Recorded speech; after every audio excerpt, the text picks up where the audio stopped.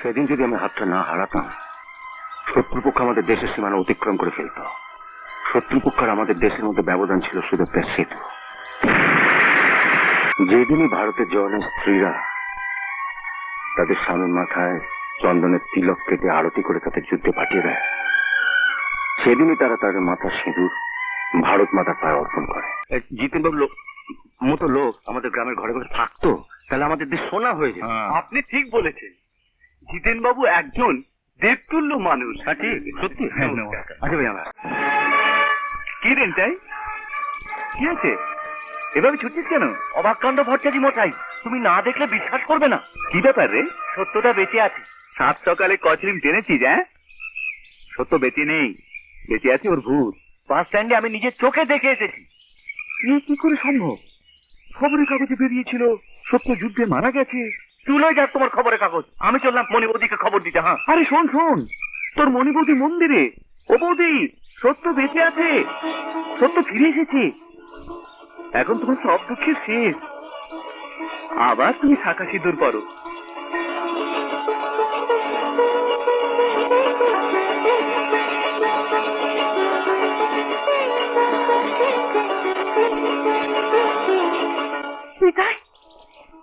তুমি ভাই ঠিক দেখেছ? তুমি এক্ষুনি বাড়ি যাও। তুই তো এদিকে সাবিত্রী রে, মৃত্যুর হাত থেকে স্বামীকে বাঁচিয়ে আনলি।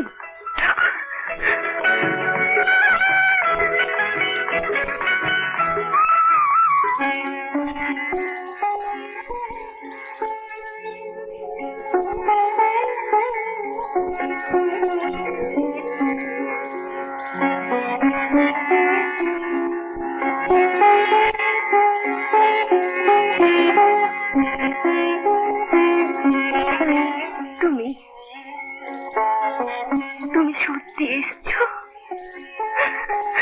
মণি, মণি, মণি,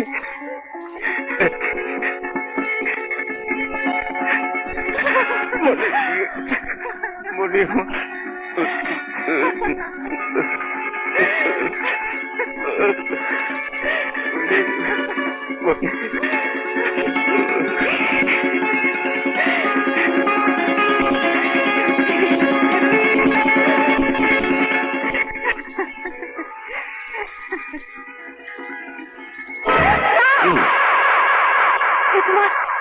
কি হলো? কি হলো? তুমি কাঁদছো? তুমি কাঁদছো মণি? বরং তোমার গর্ব করার কথা। আমার তো শুধু একটা হাত গেছে।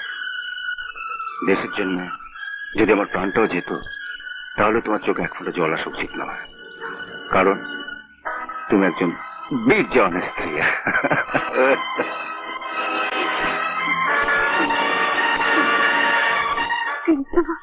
সেদিন যদি আমি হাতটা না হারাতাম, শত্রুপক্ষ আমাদের দেশের সীমানা অতিক্রম করে ফেলত। শত্রুপক্ষ আর আমাদের দেশের মধ্যে ব্যবধান ছিল শুধু একটা সেতু। আমাদের লক্ষ্য ছিল সেই সেতুটাকে উড়িয়ে দেওয়া, আর সে দায়িত্বটা পড়লো আমার উপর। আমি সেতুটাকে উড়িয়ে দিলাম।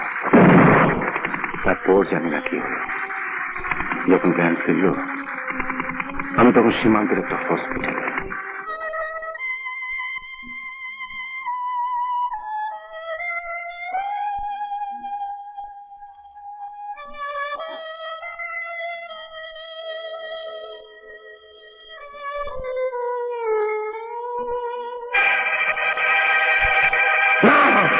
না, ডাক্তার, ডাক্তার, আমার একটা হাত। ডাক্তার প্লিজ, আমার একটা হাত। প্লিজ, আমি উত্তেজিত হবে না। এটা শুয়ে বলুন। শোন, শুয়ে বলুন। আই এম সরি মিস্টার, শত্রুপক্ষের গুলিতে আপনার বাঁ হাতটা ছিন্ন ভিন্ন করে দিয়েছে। আপনাকে বাঁচাবার জন্য বাধ্য হয়ে বাঁ হাতটাকে অ্যাম্পুট করতে হয়েছে।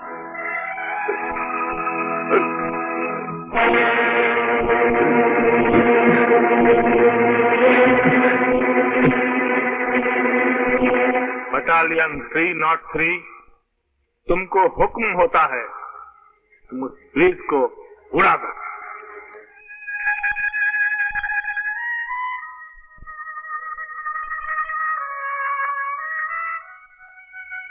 কিন্তু যুদ্ধ কি এখনো চলছে? না, যুদ্ধ শেষ, সীমানা ব্রিজটা ভেঙে যাবার পর শত্রুরা পিছন দিকে সরে গেছে। তবে সেই বীর জওয়ান আর শহীদ যেই ব্রিজটা উড়িয়ে দিয়েছে তার নাম সত্যব্রত দাস। সরকার তাকে পরম বীরচক্র উপাধি দিয়েছে। আমি শুধু এটুকুই জানি, তোমার শাখা সিঁদুরের শক্তি আমাকে তোমার কাছে ফিরিয়ে দিয়েছে।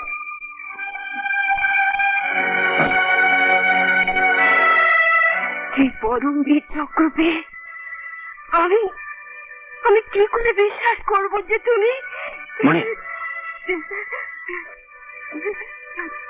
তুমি ভালো, তুমি বেঁচে থাকতেও আমি মাথা সিঁদুর মুছে দিয়ে কত বড় পাপ করেছি। মনে যেদিনই ভারতের জওয়ানের স্ত্রীরা তাদের স্বামীর মাথায় চন্দনের তিলক কেটে আরতি করে তাদের যুদ্ধে পাঠিয়ে দেয়, সেদিনই তারা তাদের মাথার সিঁদুর ভারত মাতার পায়ে অর্পণ করে। আমি তো ফিরে এসেছি, সিঁদুরের জন্য এত ব্যস্ত কেন? হ্যাঁ, কে? বাবা এসেছে, বাবা এসেছে, বাবা এসেছে, বাবা এসেছে, কি মজা।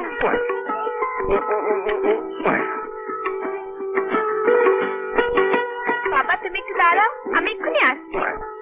কিরে? বাবা তুমি এসেছো বলে হেডমাস্টার মশাই আমাদের ছুটি দিয়েছে। মা, তুমি যে বললে বাবাকে ঠাকুর আকাশে নিয়ে গেছে, আমাদের ডাক শুনে ঠাকুর বাবাকে পাঠিয়ে দিয়েছে, দেখলে তো? বন্ধুগণ, আজ আমাদের গ্রামের সৌভাগ্য যে আমরা একজন বীর জওয়ানের সম্বর্ধনা দিতে এখানে একত্রিত হয়েছি। তিনি শুধু আমাদের গ্রামের গর্ব নন, সারা ভারতবর্ষের গর্ব। যুদ্ধের ডামাডোলে মারা গিয়েছিলেন বলে যে খবর প্রচারিত হয়েছিল, কিন্তু উনি বেঁচে আছেন আর নিজের গ্রামের সর্বাঙ্গীন উন্নতির জন্য এখানে ফিরে এসেছেন। সেই বীর জওয়ানকে আমি আমার অন্তরে শ্রদ্ধা এবং সম্মান জ্ঞাপন করছি এবং অনুরোধ করছি তিনি আমাদের কিছু বলবেন।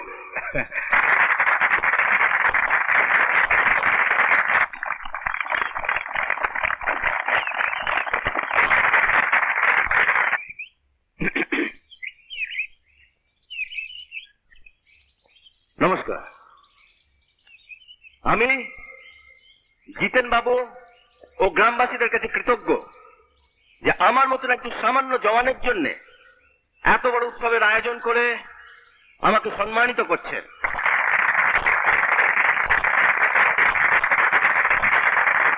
আমাদের দেশ নির্ভর করছে দুটো শক্তির ওপরে, দেশ রক্ষার জন্য জওয়ান আর দেশের উৎপাদন বৃদ্ধির জন্য কিষাণ।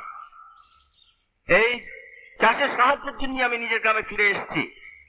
জয় জওয়ান, জয় কিষাণ।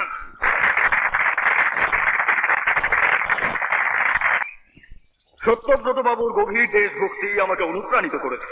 সেই জন্য আমি আজ এই সভায় প্রতিশ্রুতি দিচ্ছি যে সত্যব্রত বাবুর হাতে আমি একটি ট্রাক্টর উপহার দেব, যেটা আমাদের গ্রামের সেবায় লাগবে।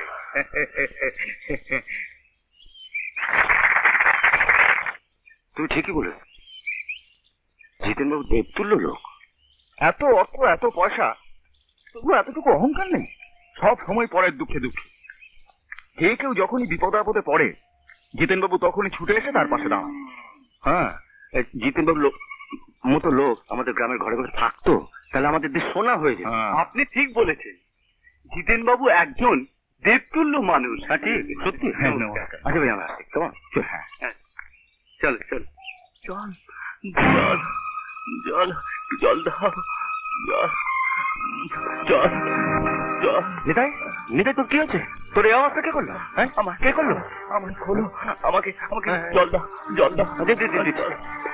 এই বল কি হয়েছে? আমায় এখানে বেঁধে রেখে আমার মেয়ে চম্পাকে জিতেনবাবুর গুন্ডারা তুলে নিয়ে গেছে। হ্যাঁ, জিতেনবাবুর গুন্ডা? জিতেনবাবু এসব কথা জানেন? আমি কিচ্ছু জানি না।